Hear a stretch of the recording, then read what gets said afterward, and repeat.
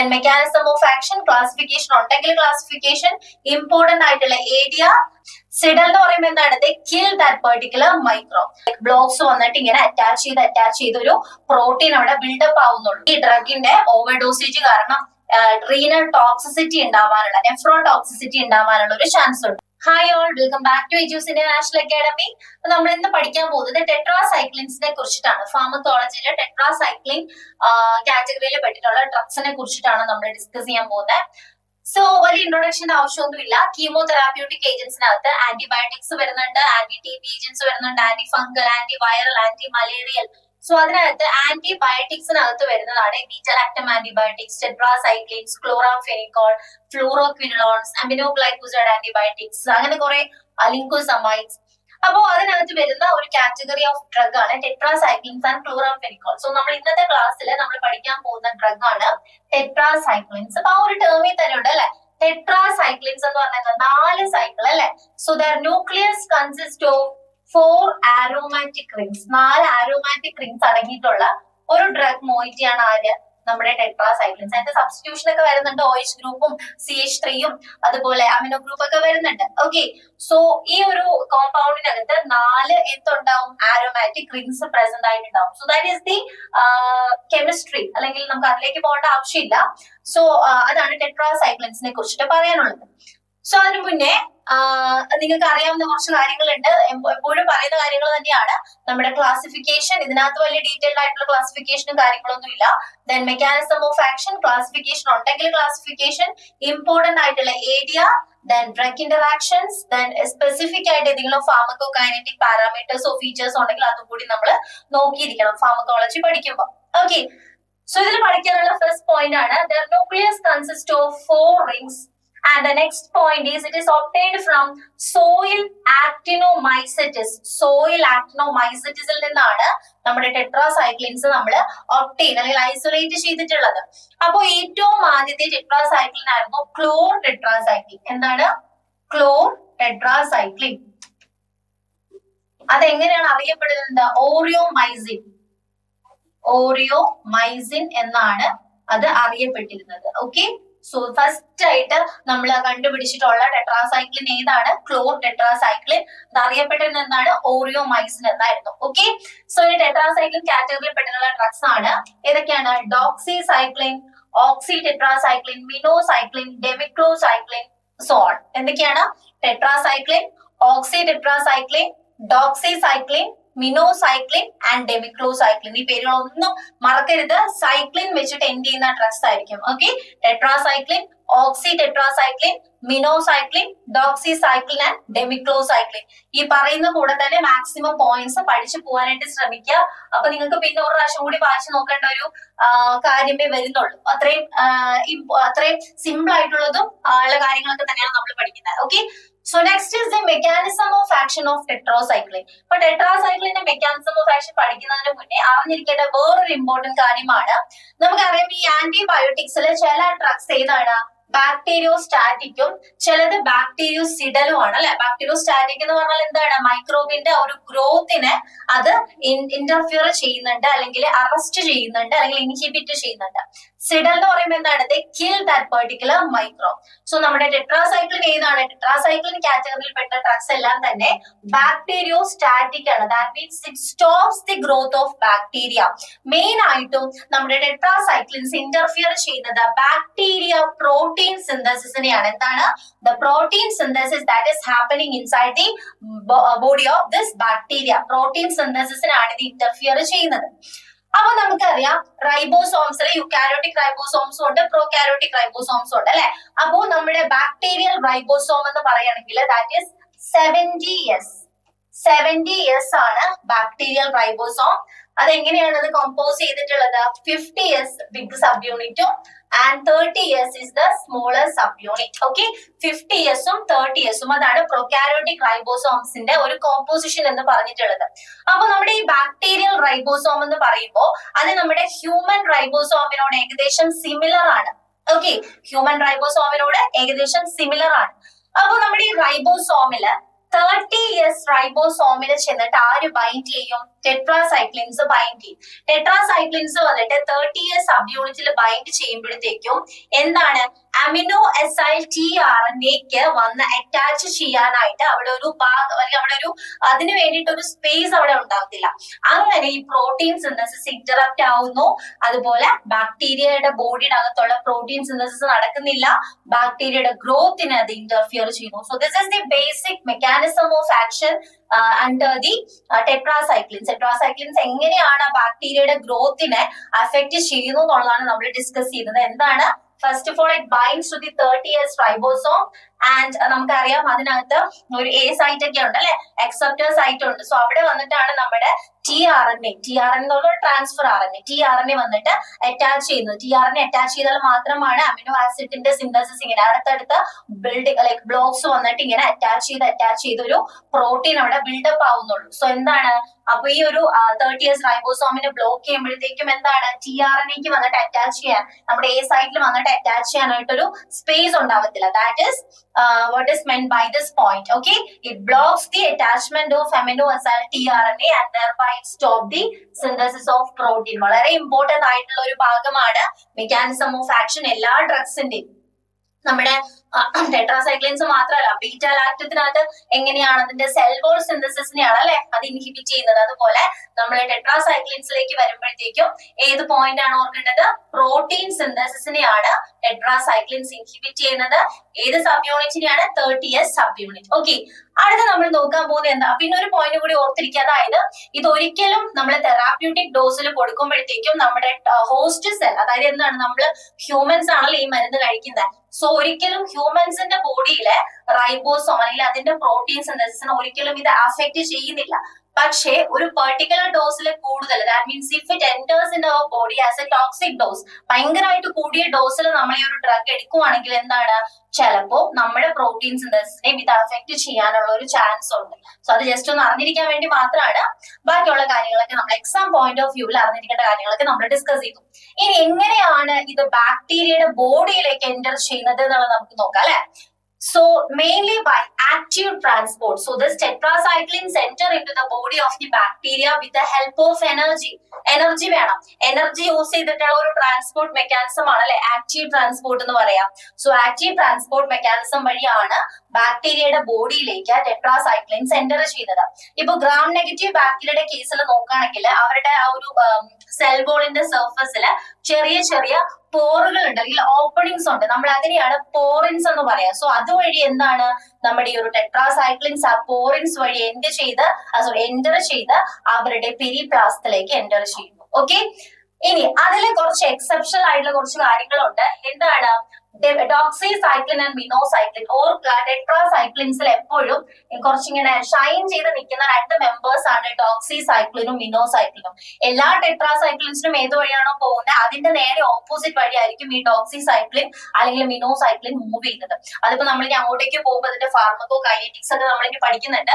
So അതൊക്കെ പഠിക്കുമ്പോഴത്തേക്ക് നിങ്ങൾക്ക് മനസ്സിലാവും എല്ലാവരും പോകുന്നതിന്റെ നേരെ ഓപ്പോസിറ്റ് ഡയറക്ഷനിൽ പോയിട്ട് കുറച്ച് യൂണീക്ക് ആയിട്ട് ഇങ്ങനെ ഷൈൻ ചെയ്ത് നിൽക്കുന്ന രണ്ട് മെമ്പേഴ്സ് ആണ് minocycline and doxycycline. Okay, so this doxycycline and minocycline are lipid soluble ones. എന്താണ് അവിടെ ഓർക്കേണ്ട ഒരു മെയിൻ കാര്യമാണ്, ഇവർ രണ്ടും എന്താണ് ലിപ്പിഡ് സോലുബിൾ കോമ്പൗണ്ട്സ് ആണ്. അപ്പൊ എന്താണ് നമുക്കറിയാം ലിപ്പിഡ് സോലുബിൾ കമ്പോണൻസ് ആണെങ്കിൽ എന്താണ് ആ സെൽ മെംബ്രെയിൻ അല്ലെങ്കിൽ ആ സെൽ വോൾ കടന്ന് അതിന്റെ ഉള്ളിലോട്ട് ബാക്ടീരിയയുടെ ബോഡിയുടെ അകത്തേക്ക് കയറാനായിട്ട് ഇവർക്ക് പ്രത്യേകമായിട്ട് എനർജിയുടെ ആവശ്യം വേണോ? No. So that is why ഏത് മെക്കാനിസം വഴിയാണ് ഇത് ബാക്ടീരിയയുടെ ബോഡിയിലേക്ക് കയറുന്നത്? Through passive transport mechanism. Okay, നമുക്കറിയാം ട്രാൻസ്പോർട്ട് മെക്കാനിസത്തില് എനർജി അല്ലെങ്കിൽ ATPയുടെ ഹെൽപ്പ് വേണമെങ്കിൽ അതിന് ആക്റ്റീവ് ട്രാൻസ്പോർട്ട് എന്നും, if it does not require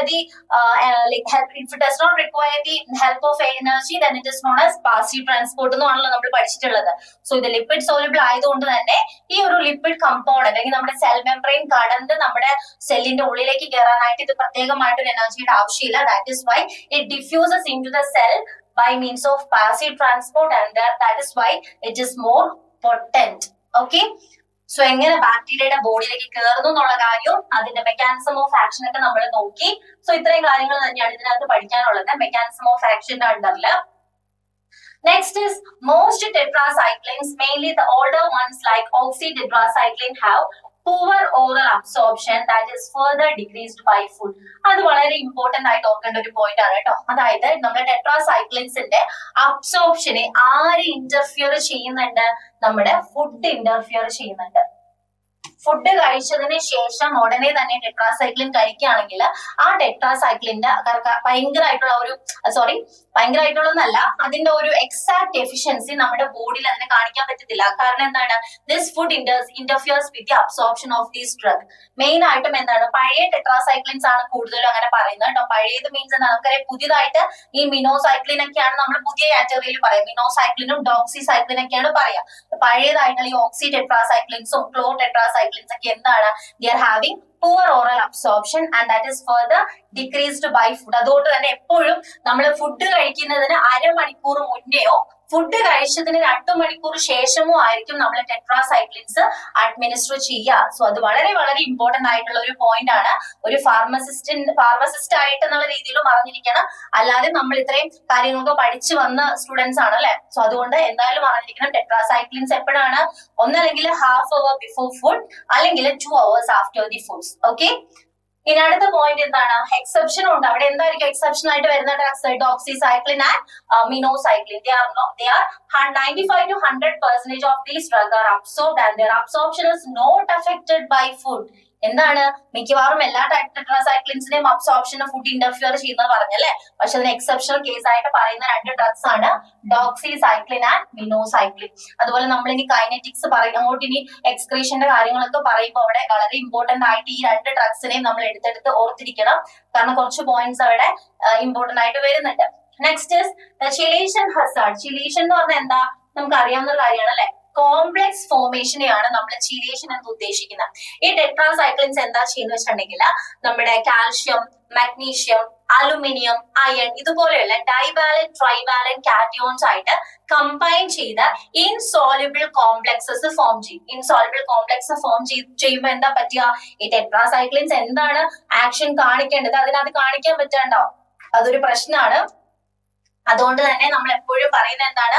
ടെട്രാസൈക്ലിൻസ് ഒരിക്കലും നമ്മൾ മിൽക്കിന്റെ കൂടെയോ അല്ലെങ്കിൽ ഏതെങ്കിലും അന്റാസിഡ്സ് കഴിക്കുന്ന കൂടെയോ അല്ലെങ്കിൽ അയൺ സപ്ലിമെന്റ്സിന്റെ കൂടെയോ നമ്മൾ ഒരിക്കലും ടെട്രാസൈക്ലിൻസ് അഡ്വൈസ് ചെയ്യാറില്ല.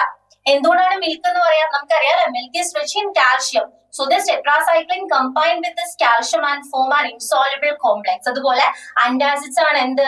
അലൂമിനിയം, മാഗ്നീഷ്യം ഒക്കെ എന്താണ്? അന്റാസിഡ് ഫോർമുലയിൽ ഉള്ളതാണ് അല്ലെ. അന്റാസിഡിന്റെ ഒരു സിറപ്പ് അല്ലെങ്കിൽ അന്റാസിഡിന്റെ ഒരു ടാബ്ലറ്റ് നമ്മൾ നോക്കുകയാണെങ്കിൽ അതിനകത്ത് ഒന്നല്ലെങ്കിൽ ഒരു അലൂമിനിയം അല്ലെങ്കിൽ മാഗ്നീഷ്യം അടങ്ങിയിട്ടുണ്ടാവും. സോ അതുമായിട്ട് എന്ത് ചെയ്യും? ഈ നമ്മുടെ ടെട്രാസൈക്ലിൻ കമ്പൈൻ ചെയ്യും. അതുപോലെ അയൺ സപ്ലിമെന്റ്സ്, അയണും ഒരു ഡൈവാലന്റ് ട്രൈവാലന്റ് കാറ്റയോൺ ആണ് അല്ലെ. സോ അയൺ ആയിട്ടും കമ്പൈൻ ചെയ്യും. അതുകൊണ്ട് തന്നെ ഒരിക്കലും ടെട്രാസൈക്ലിൻസ് എടുക്കുമ്പോൾ പാലിന്റെ ഒപ്പമോ അല്ലെങ്കിൽ അന്റാസിഡ്സിന്റെ കൂടെയോ അയൺ സപ്ലിമെന്റ്സിന്റെ കൂടെയോ നമ്മൾ പൊതുവെ എടുക്കാറില്ല.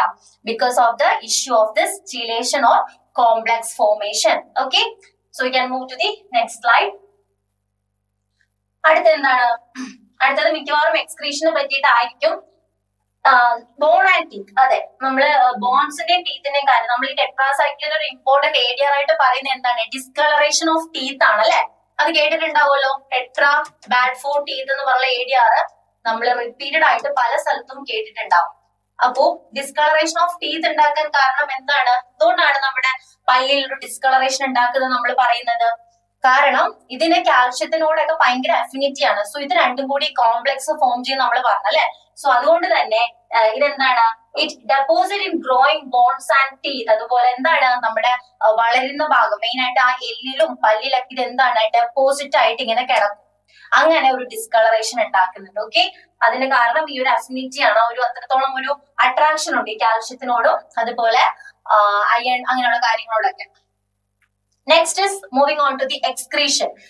മിക്കവാറും എല്ലാ ടെട്രാസൈക്ലിൻസിനെ നമ്മൾ യൂറിൻ വഴിയാണ് എക്സ്ക്രീറ്റ് ചെയ്യുന്നത്. That is through glomerular filtration. നമ്മുടെ യൂറിൻ ഫോർമേഷന്റെ ഫിസിയോളജിയിൽ വരുന്ന ഒരു സ്റ്റെപ്പാണ് ഗ്ലോമറുലാർ ഫിൽട്രേഷൻ അല്ലെ.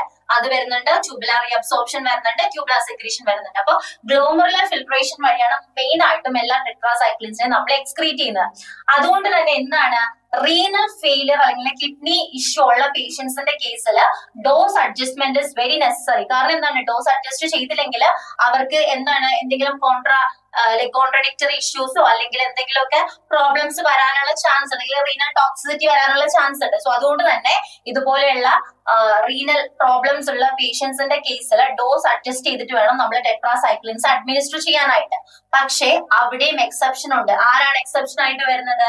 ഡോക്സിസൈക്ലിൻ അവിടെ എക്സെപ്ഷണൽ ആണ്. അപ്പം ഓൾമോസ്റ്റ് എല്ലായിടത്തും എന്താണ് ഈ ഡോക്സിസൈക്ലിനും മിനോസൈക്ലിനും എക്സെപ്ഷണൽ കേസിൽ വരുന്നുണ്ട് അല്ലെ. അപ്പൊ ഇവിടെ ഓർക്കേണ്ട കാര്യം എന്താണ്? Most of the tetracyclines are excreted by this glomerular filtration, that is through urine. Therefore they are contraindicated or require dose adjustment in renal failure to avoid toxicity. നമ്മൾ ഡോസ് അഡ്ജസ്റ്റ് ചെയ്തില്ല എങ്കിൽ എന്താണ് പ്രോബ്ലം? ഈ ഡ്രഗിന്റെ ഓവർഡോസേജ് കാരണം renal toxicity ഉണ്ടാവാനുള്ള, nephrotoxicity ഉണ്ടാവാനുള്ള ഒരു chance ഉണ്ട്. സോ അതിന് എക്സെപ്ഷണൽ ആയിട്ട് പറയുന്ന ഒരേ ഒരു ഡ്രഗ് ആണ് ഡോക്സിസൈക്ലിൻ. അപ്പൊ നമുക്ക് അതിൽ എന്തെന്ന് പറയാം? കിഡ്നി പ്രോബ്ലം ഉള്ള പേഷ്യൻസിന്റെ കേസിലോ അല്ലെങ്കിൽ റീനൽ ഫെയിലിയർ ഉള്ള പേഷ്യൻസിന്റെ കേസിലോ സേഫ് ആയിട്ട് അഡ്മിനിസ്റ്റർ ചെയ്യാൻ പറ്റുന്ന ഒരു ടെട്രാസൈക്ലിൻ ഏതാണെന്ന് ചോദിക്കുകയാണെങ്കിൽ എന്താണ് answer? That is doxycycline. Okay, കാരണം എന്താണ്? മെയിൻ ആയിട്ടും it is excreted through biles. Biles എന്താണ്? നമുക്കറിയാം, bile juice through it is secreted from liver അല്ലെ. അപ്പോ ബൈൽ ജ്യൂസ് കൂടിയാണ് മെയിൻ ആയിട്ടും എന്ത് ചെയ്യുന്നത്? നമ്മുടെ ഡോക്സിസൈക്ലിൻ എക്സ്ക്രീറ്റ് ആവുന്നത്. So doxycycline is the tetracycline of choice for patients with kidney failure. വളരെ ഇമ്പോർട്ടന്റ് ആയിട്ടുള്ള ഒരു പോയിന്റ് ആണ്. മിക്കവാറും ക്വസ്റ്റ്യൻസ് ചോദിക്കാൻ ചാൻസ് ഉണ്ട്. കിഡ്നി ഫെയിലിയർ ഉള്ള പേഷ്യൻസിൽ ഡ്രഗ് ഓഫ് ചോയ്സ്, ടെട്രാസൈക്ലിനിലെ ഡ്രഗ് ഓഫ് ചോയ്സ് ഏതാണെന്ന് ചോദിക്കുകയാണെങ്കിൽ ആൻസർ എന്താണ്? It is doxycycline. കാരണം എന്താണ്? It is excreted through the bile into the faeces. Faecal മാറ്ററിൽ കൂടിയാണ് എക്സ്ക്രീറ്റ് ചെയ്ത് പോകുന്നത്, യൂറിനിൽ കൂടിയല്ല.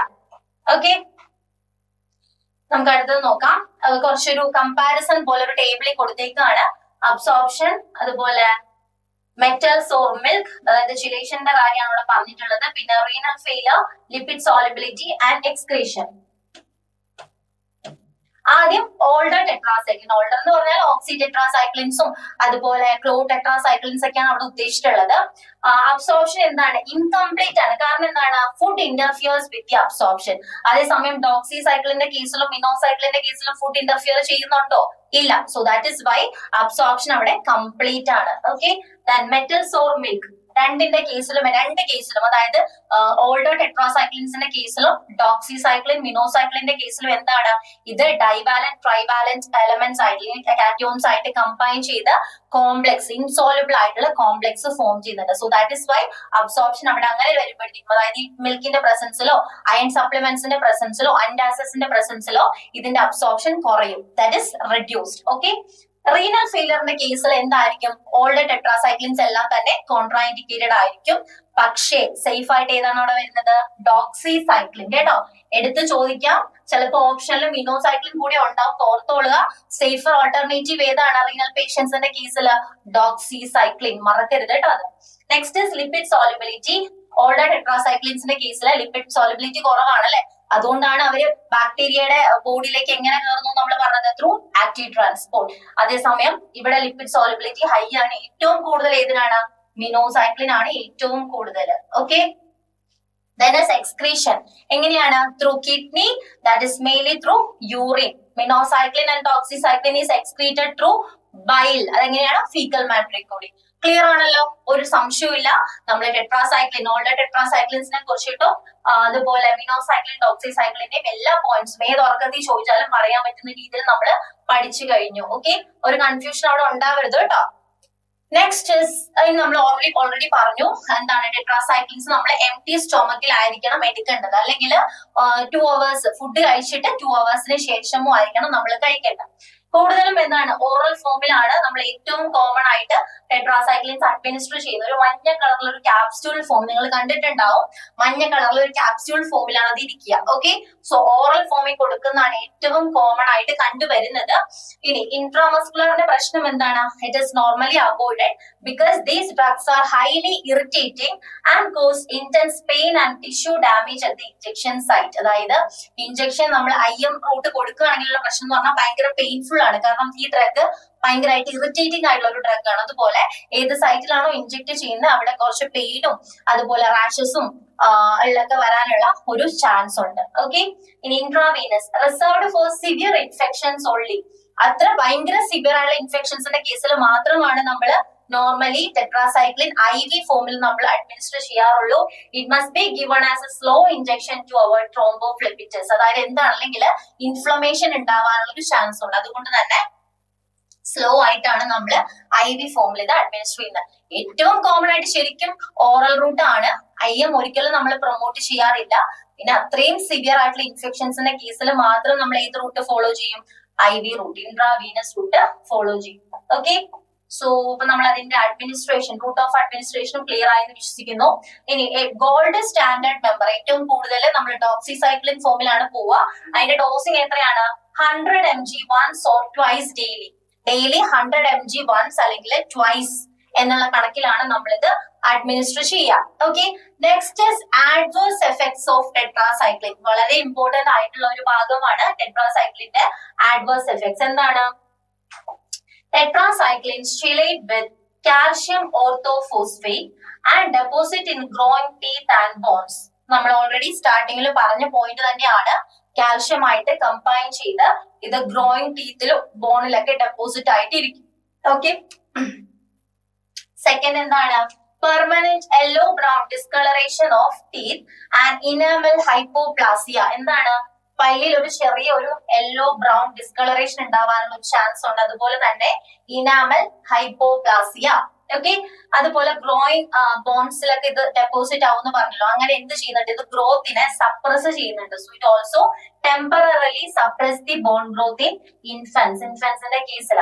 അപ്പൊ നമുക്ക് ഈ ADR എന്നൊരു ന്യൂമോണിക്സ് ഫോമിൽ നമുക്ക് പഠിക്കാം. അതിന് മുന്നേ ഒന്നും കൂടി ഞാൻ പറയാണ്. എന്താണ്? Like it forms insoluble complex with calcium. It causes yellow brown discoloration of teeth, enamel hypoplasia, and also suppress the bone growth in infants. Okay. അടുത്താണ് അതിന്റെ ന്യൂമോണിക്സ് ആണ് നമ്മൾ നോക്കാൻ പോകുന്നത്. അതിന് മുന്നേ ടോക്സിസിറ്റിനെ പറ്റി പഠിക്കാനുണ്ട്. ന്യൂമോണിക്സിലേക്ക് പോകുന്നതിന് മുന്നേ ഞാൻ പറയാം. ടോക്സിസിറ്റി, അതായത് ലിവർ ടോക്സിസിറ്റിയും കിഡ്നി ടോക്സിസിറ്റിയും ഇത് ഉണ്ടാക്കുന്നുണ്ട്. ഓക്കെ, അതായത് നെഫ്രോ ടോക്സിസിറ്റിയും ഹെപ്പാറ്റോ ടോക്സിസിറ്റിയും ഉണ്ടാക്കുന്നുണ്ട്. അപ്പോൾ നെഫ്രോ ടോക്സിസിറ്റി നമ്മളൊരു പ്രത്യേക പേര് പറയും. എന്താണ്? ഫാങ്കോണി സിൻഡ്രോം. എന്താണ്? ഫാങ്കോണി സിൻഡ്രോം. അത് ടെട്രാസൈക്ലിൻസ് ആയിട്ട് കോറിലേറ്റ് ചെയ്തിട്ടുള്ള ഒരു ടേം ആണ് കേട്ടോ. അതായത് എക്സ്പയർഡ് ആയിട്ടുള്ളതോ ഔട്ട്ഡേറ്റഡ് ആയിട്ടുള്ളതോ ടെട്രാസൈക്ലിൻസ് നമ്മൾ എടുക്കുകയാണെങ്കിൽ നമ്മുടെ നെഫ്രോൺസിനകത്ത് വരുന്ന ഒരു ഭാഗമാണ് പ്രോക്സിമൽ കൺവല്യൂട്ടഡ് ട്യൂബ്യൂൾ. ഓക്കെ, അപ്പൊ ഈ പ്രോക്സിമൽ കൺവല്യൂട്ടഡ് ട്യൂബ്യൂൾസിനെ ഇത് ഡാമേജ് ചെയ്യും. ഇത് ഡാമേജ് ചെയ്യുമ്പോൾ എന്താ സംഭവിക്കുക? നമുക്കറിയാം, ഈ ഫിസിയോളജി ഓഫ് യൂറിൻ ഫോർമേഷനിൽ ട്യൂബുലർ റീഅബ്സോർപ്ഷൻ ഏറ്റവും കൂടുതൽ നടക്കുന്ന ഒരു ഭാഗമാണ് PCT. ഓക്കെ, അതായത് ഗ്ലൂക്കോസും അതുപോലെ ചില അയോൺസ് ഒക്കെ കൂടുതലായിട്ട് ബ്ലഡിലേക്ക് റീഅബ്സോർബ് ചെയ്യപ്പെടുന്നതാണ് ഈ ഒരു PCTയുടെ മേജർ ഫംഗ്ഷൻ എന്ന് പറയാം. അപ്പൊ നമ്മുടെ ഈ PCTനെ ഡാമേജ് ചെയ്യുമ്പോൾ എന്താ സംഭവിക്കുക? ഈ റീഅബ്സോർപ്ഷൻ അവിടെ നടക്കത്തില്ല. അപ്പൊ ഈ ഗ്ലൂക്കോസും അമിനോ ആസിഡ്സും നമ്മുടെ ബോഡിക്ക് വേണ്ട പകുതി മുക്കാലും സാധനം എന്ത് പറ്റും? യൂറിനിൽ കൂടി പുറത്തേക്ക് നഷ്ടമാവും. ആ കണ്ടീഷൻ ആണ് ഫാങ്കോണി സിൻഡ്രോം. ഓക്കെ, മനസ്സിലായല്ലോ?